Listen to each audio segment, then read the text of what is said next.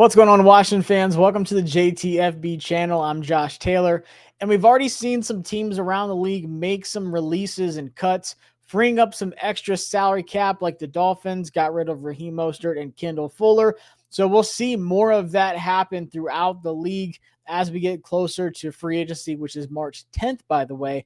So I decided to take a look at 5 players that the Washington Commanders could be moving to free up a little bit of salary cap.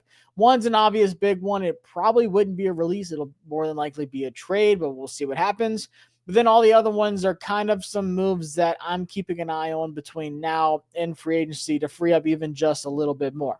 But before we do that, I have the salary cap numbers saved here. Like I said, we don't have the official salary cap yet. If I had to guess, it's probably going to boost this up from 75 closer to 85. I'd say probably between 83 and 85. And then you have your effective cap space, which is like after you sign all of your draft picks in April after the draft. So just keep that in mind. But Washington does have the third most salary cap around the league, which is crazy, going to the NFC Championship. It just shows you how much we had to change up the roster, and we don't have that many big contracts on the books for the team, but then also shows you how much money we can really spend moving forward. So I have 5 players to keep in mind. Some you might not agree with, some you will, but nonetheless, guys, hit that subscribe button and hit the like button if you enjoy the video as well. And then as always, drop your thoughts in the comments below. I try to get to all of them, usually while I'm at the gym and I'm on the treadmill or something. I'm going through all the comments. Sometimes it takes a while to catch up. Let's start with the heavy hitter. Let's start with Jonathan Allen, the 30-year-old coming off of his torn pectoral muscle. This is my guy, John Allen. Love him to death. Roll Tide, been watching him since high school. Honestly, I'm a giant John Allen fan. But when it comes to a couple different factors that we are going to keep in mind, so as I said to start out, he's 30 years old. He did have that torn pectoral muscle, and he's got a $22.3 million cap hit this season. It's one of the top, cap hits on our team this season coming up. So it just makes sense that maybe he would be a piece that moves this offseason before free agency or before the draft. Who knows? But like I said, there's a couple different things that go into it. His injury, the cap hit, his age, but then also just rebuilding the trenches. Obviously, we have Dron Payne, drafted Jerzon, Johnny Newton last draft. So there's a couple, younger guys behind him that could be coming up. But at the end of the day, we have to rebuild the trenches. We have to stop the run. We have to get to the quarterback. And this is more so of what Washington could save. You don't just move on from a player like John Allen.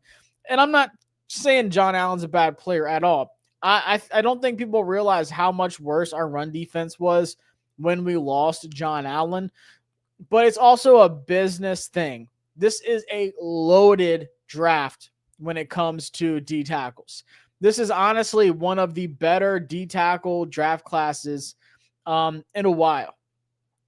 Just being at the Senior Bowl, seeing some of those guys really perform, just to give you an idea just of how good the interior D-line is. D-tackles invited last year's combine, there was only 25 invites.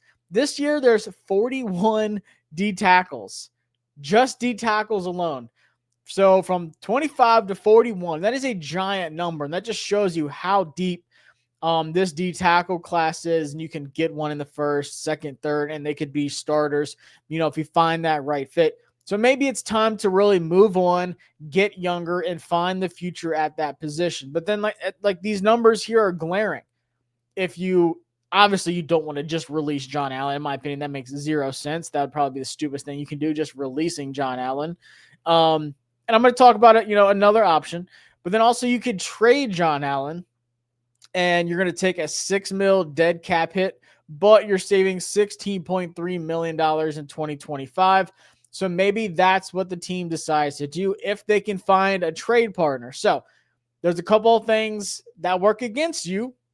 With this being such a good draft class, not as many teams are going to want to give up a premium pick for John Allen when there's so many good D tackles in this draft class. So you think about moving on from John Allen because of the cap hit, but also because of how good the draft is. But at the same time, your value in trading for him goes down significantly because one, he has the injury that it came off of. Like, it's like buying a car that has, an accident history on it. You're like, man, that torn pec, tore a muscle. It's really unfortunate. He did come back and he did look good, but still, you're kind of weary about that. Then you also have to pay him. There's just so much that comes with it.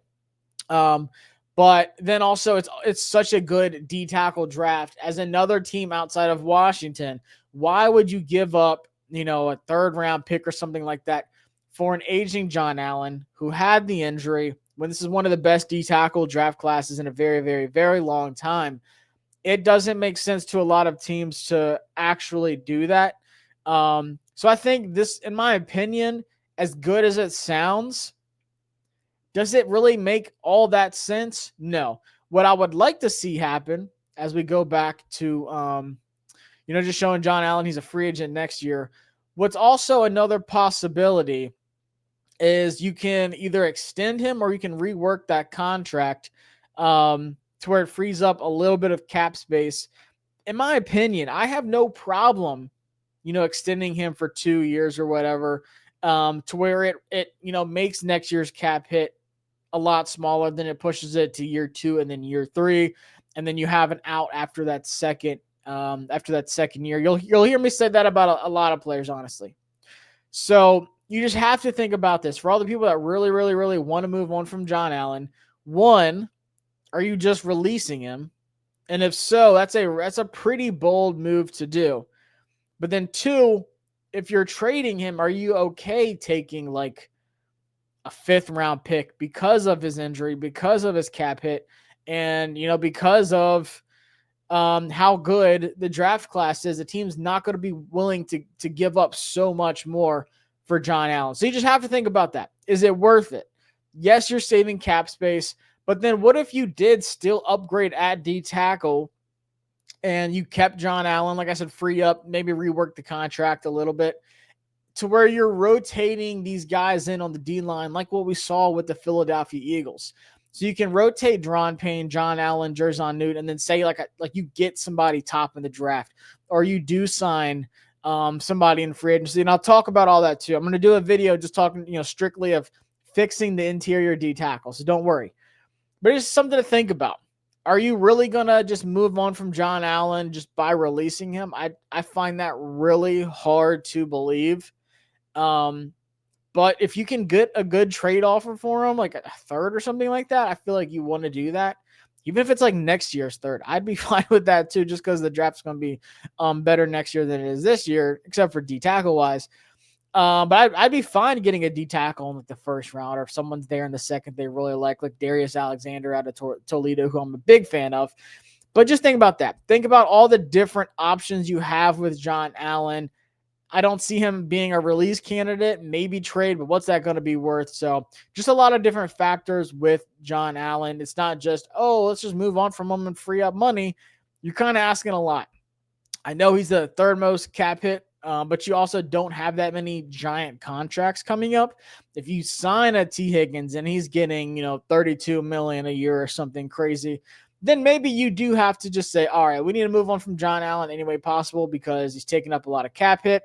We're saving 16 and some change, whatever it was, 16.352. And that allows us to, sign T. Higgins without it being such a big chunk. But John Allen's the first one to watch for. Secondly, Andrew Wylie, the 31-year-old, he's in the top 10 of cap hit. This is also more so of can you improve the offensive line? Now, do you move Wylie to right guard while Cosme is out? Do you sign somebody in free agency, or are you just building it in the draft? Just remember, I'm okay with moving on from Wylie, but you have to have a plan to rebuild that offensive line without Andrew Wylie. So its cap hit is $10.4 million next season. If you release him from today to March 14th, you're saving $7.75 million. If you do it after March 14th and before June 1st, then you're saving $6.75 million because there's a player bonus that kicks in right there at the 14th. Then also if you trade him, which I don't really see you trading Wylie, same thing. It's 7.75 million. So you're taking a dead cap hit of 2.66 million, more than likely, depending on what you decide to do. But you're saving 7.75. That is a good bit. And like I said, you have to have a plan. I don't think Andrew Wylie was terrible last year. I thought he was pretty good. But it's just, once again, it is time. Are you moving Coleman to right tackle? Are you moving Brandon Coleman to guard? Or are you okay with paying Andrew Wylie that much to fill in at right guard while Cosme is out probably, most of next year? That's the conversation you're going to have. And if not, who are you going to sign? Once again, I got a right guard video for y'all and a full offensive line video for y'all coming up as well. So make sure you're subscribed and we'll talk about that. But you are saving a good bit. And this was always the year right here, 2025. You see the potential out in the contract when they signed Wylie. This was always like the expected potential out year because of how much you're going to be able to save with that cap hit in the next season. So do you replace Wylie? If so, who is it with? Maybe you spend that money that you're saving on Wylie, you spend that towards a free agent right guard. And I have my list. But once again, you can't miss. Same thing with John Allen. If you release him or whatever ends up happening, you trade John Allen and you replace him and that guy is not good and the defensive line still just not fixed, it's not good to miss on, a big decision like that. So is Wylie one of the best linemen in the league? No. But he is also, used to the offensive line we have. He's used to Jaden Daniels. He's very serviceable. You just have to say, is the money saved worth moving on from him? And that's a big question. And that's something that Adam Peters has to decide. We don't have to be responsible for that. So we've got John Allen. We've got Andrew Wylie. And next on the list, I hate to say it, my guy, Austin Ekeler. And once again, just a couple of different reasons. He's going to be 30 years old. He, had the 2 concussions last year. We haven't really heard much from him. He said he was doing fine, but once again, with the contract, 2025 was always kind of that out, hey, if things don't work out. It is not that he was bad, because we saw a lot of really good flashes, and I'm proud of him. I was super excited when we signed Austin Ekeler, and I think, having him in this room next year would be huge. Back with Anthony Lynn once again. And we've already expected that this running back room is going to get a major overhaul. Major overhaul. And it's not even just a sense of getting rid of everybody, but maybe you do move on from one person if it's saving you enough salary cap. And you're getting that running back one added to the group. We cannot go into next season with that same running game that we had this season. It was bad. Not even just the injuries, but the big plays were not existent except from Jaden Daniels. And if you look, 4.96 cap hit. And if you release him, you're saving $3.4 million. But it's also more so of okay, we're adding another running back. Is your running back room going to be running the new running back one and B-Rob and Austin Ekeler? Probably. That's a good running back room. I like that, especially if that first guy is more of a, complete guy that has the speed like a Travion Henderson, that can be a 3-down guy who's not just rotated in or anything like that. Then you can have B-Rob, be the muscle guy. You can have the new running back be that speed guy, like a Jahmyr Gibbs and, Montgomery kind of duo, the Sonic and Knuckles. But then also Austin Ekeler was good on kickoff returns. He, can catch. He can do a lot of things on third downs. He can be that third back for you if you need to. But you can also bring back Jeremy McNichols, for cheap. And then you can save $3.4 million if you release Austin Ekeler if need be. Is it a lot of money? No. But does it make sense paying, possibly your, third string running back that much? Not really. So it depends on how he feels with the concussions and everything. Still have a lot of question marks there to kind of figure out, how he's feeling and what he even wants to do. But once again, you're going to, you should expect an overhaul in the running back room. And it's not even just Austin Eckler. We can talk about B-Rob, who just lost all the juice in his legs, honestly. For a guy that's a, downhill contact balance, churning the legs out kind of running back, having three different leg injuries this season, just completely takes out all the juice for B-Rob. And you hate to see it because I think he is a good running back. He's not even that old. He's going to be 26 next season, but the cap hit is 3.4 million, and about the same as Austin Eckler. If you release him, you're saving $3.1 million. So you kind of have to decide between Eckler and B-Rob. Like, you can bring back, and you can see our, running back room here. McNichols is a free agent, and Chris Rodriguez is a exclusive rights free agent. So you have to make a decision on who you want back. Like, you can get Jeremy McNichols for super cheap to be that third running back, and then you have to decide, do you want Austin Eckler or do you want B-Rob? So that's why I put both of them in here, because I think it is a hard decision to make, but I'm not paying a third running back $3.1 million, or that much savings. You'd be paying him 3.4 towards the cap hit next year. So you really have to make a decision. But it would not surprise me if we released B-Rob or Austin Eckler.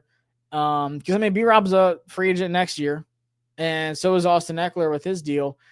And maybe you just sign Jeremy McNichols to a one-year deal. So that's something to watch as well. Do you go B-Rob, the 26-year-old who just looks like he kind of lost his juice in his legs, or Austin Eckler at 30 years old, who still showed, in my opinion, that he has some good game in him, but he did have those two bad concussions that he has to decide of what he really wants to do. So you got the heavy hitter, John Allen, obviously the elephant in the room. What's going to happen there?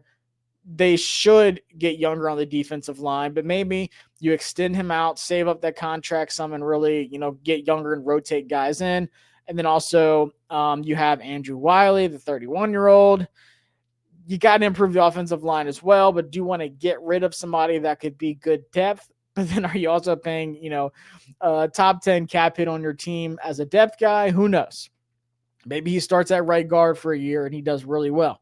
That's an experiment that they have to think about. And then the running back discussion between Austin Eckler and B-Rob. And then my fifth and final one is Percy Butler, who to me makes the most sense because he's a $3.4 million cap hit next season. And once again, he's also a free agent in 2026. I know he's younger, but you can improve at the position. So that's something that you do. You release Percy Butler because, one, he's part of the old regime anyways, and I think you can upgrade from Percy Butler. You're saving $3.2 million. You're obviously not trading him. So you're going to go for a pre-6-1 release here, free up $3.2 million, and you bring in another safety in free agency with that money, or you're drafting somebody. But nonetheless, and there's some other obvious ones too, but I was just looking more so like the ones that really made a big difference. You can talk about, not bringing back some other guys in the secondary, like Michael Davis, like Ben St. Juste. But these are all guys who aren't free agents that you could see either traded or released to free up some money. So let me know what y'all think. John Allen, Andrew Wylie, Austin Eckler, B-Rob, and Percy Butler are my top picks for guys who could be either released or traded to free up some more money. So that's the decision Adam Peters really has to make. Luckily, we don't have to. But at the end of the day, the defensive line has to be better. The offensive line has to be better. You have to build in those trenches to compete against a team like the Philadelphia Eagles and get to the Super Bowl. But then also you have to look at where your strengths are this offseason of where you can really improve. D tackles in the draft. Maybe it's a couple offensive line free agents out there, or maybe it's offensive line in the draft as well. But at the end of the day, you have to be able to improve the run game, the trenches, and the defense especially. So Adam Peters has a lot of decisions to make, but I think these are 5 guys to really keep an eye on when it comes up to freeing more salary cap. But that's something we'll keep an eye on as we get closer to free agency. So hit that subscribe button if you haven't already. Hit the like button, and I'll catch y'all next time here on the JTFB channel. Peace.